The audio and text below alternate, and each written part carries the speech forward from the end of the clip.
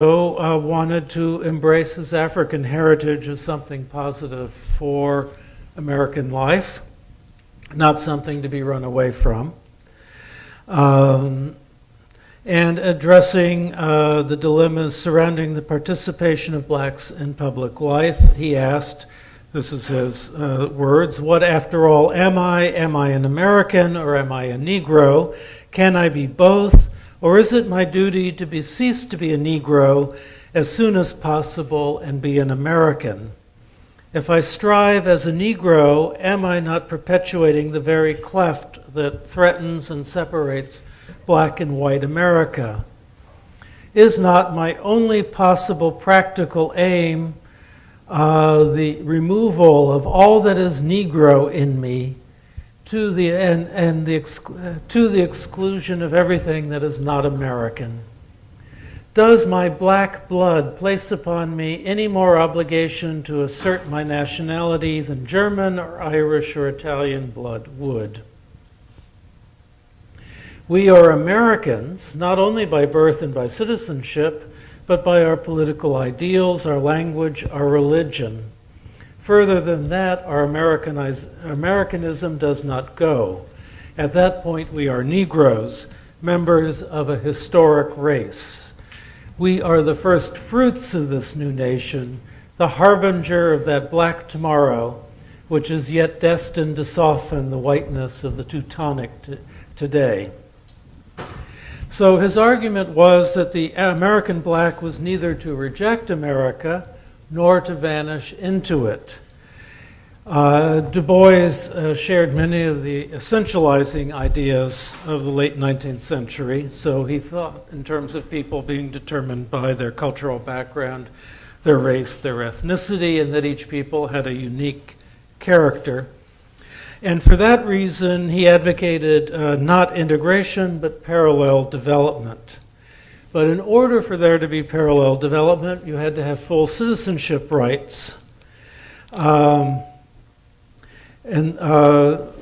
the thrust of his reform movement was to focus on political questions. It was his focus on political questions that put him into conflict with Booker T. Washington. Booker T. Washington at this point was the most prominent African American in the United States, and he was the most prominent educator. He was the person that white philanthropies in the North in particular consulted to see who should be given, what projects in the black community should be given support. And after in the 1880s, Republican presidents started going to him to ask his opinion about who should be appointed to federal positions, such as postmaster and so forth, in southern communities when the Republicans were in charge. So, and if you were a black lawyer and you wanted a job in the Attorney General's office, you went to Booker T. Washington. If you were a black politician and wanted an appointment as a postal superintendent, as a reward for getting out the vote, you went to Booker T. Washington. And he began to look at Du Bois's argument that blacks had to begin to organize independently as a deep, primarily for political purposes, as a deep threat to, as a deep threat to his own power and influence, but he also thought that it was a path to destruction. That the overwhelming power of the white segregationist structures in the South could not be denied. You could not fight them. You accepted political subordination, and what you got from that was tolerance for your economic independence, that you would build up your skills, you would build up property. And you would develop your levels of education, you would develop your bank accounts, you would begin to construct institutions, and after 2 or 3 generations, he predicted the black community would have the wealth and the prestige that would make continuation of segregation and disenfranchisement no longer feasible. So it was advancing an economic strategy for countering segregation. Don't worry about becoming a political leader. Just worry about starting a business.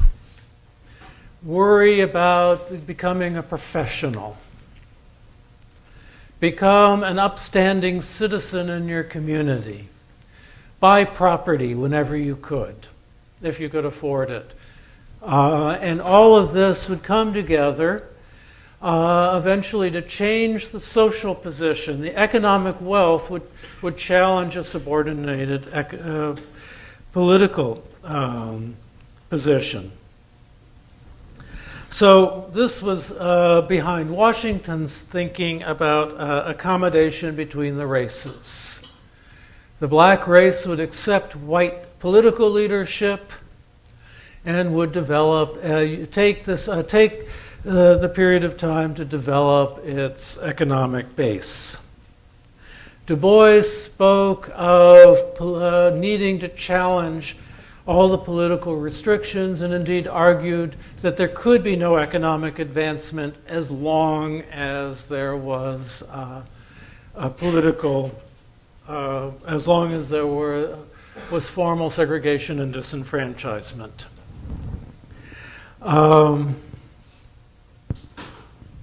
So that was the debate that they had between them. And in the end, Booker T. Washington was proved to be wrong by changing historical developments.